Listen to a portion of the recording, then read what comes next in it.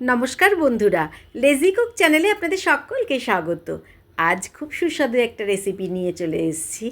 আজ বানাচ্ছি গাঁঠি কচুর ভর্তা। এর জন্য প্রায় 300 গ্রামের মতো গাঁঠি কচু নিয়ে এসেছি, ভীষণ ফ্রেশ এবং ভীষণ টাটকা।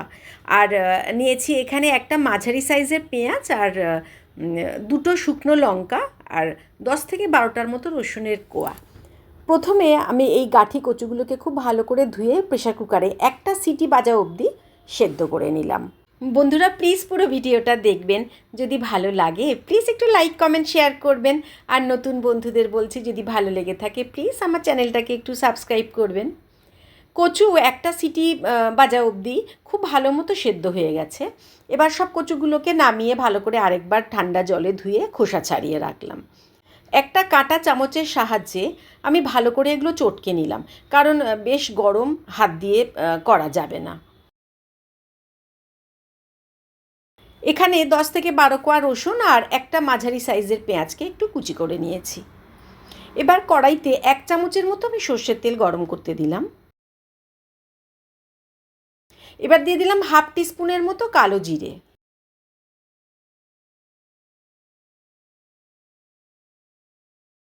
দিয়ে দিলাম রসুনের কোয়া। খুব ভালো মতো লাল লাল করে ভেজে নেব। এই কচুর ভর্তা আজ আমি আমাদের দুজনের জন্যই বানাচ্ছি, আপনারা আপনাদের কোয়ান্টিটি বুঝে বানাবেন।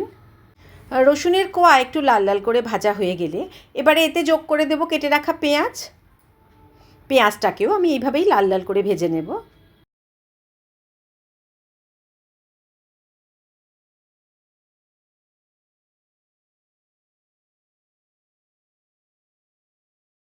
পেঁয়াজে আমি অল্প একটু নুন মিশিয়ে আবারও ভাজবো।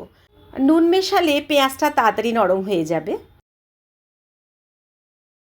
পেঁয়াজও ভাজা হয়ে গেছে, আমি এই ভেজে রাখা পেঁয়াজ রসুন একটা পাত্রে তুলে নেব।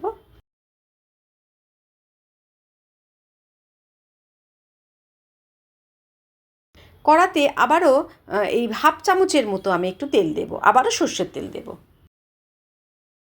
দুটো শুকনো লঙ্কাকে আমি একটু কড়া করে ভেজে নেব।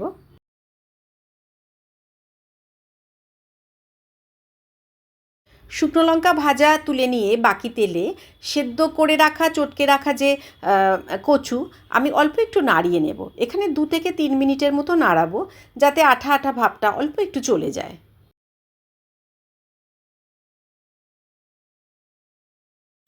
ভেজে রাখা পেঁয়াজ আর রসুন ঠান্ডা হয়ে গেছে। এবার আমি খুব ভালো করে মেখে নেব।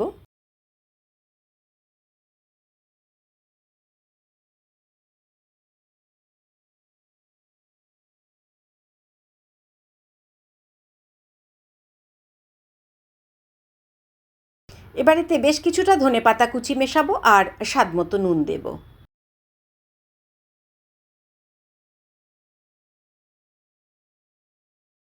আবারও ভালো করে মেখে নেব। এবার ম্যাশ করা কচুটা আমি পুরো দিয়ে দিলাম। খুব ভালো করে মেশাতে হবে, গরম তো একটু সাবধানেই মেশালাম।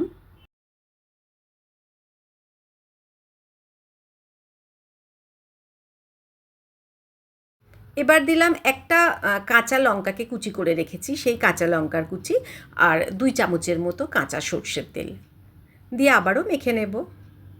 কচুর ভর্তা আমি শুনেছি অনেকেই করে, আজ আমি প্রথম করলাম, কিন্তু এত যে ভালো খেতে লাগে আমার জানা ছিল না।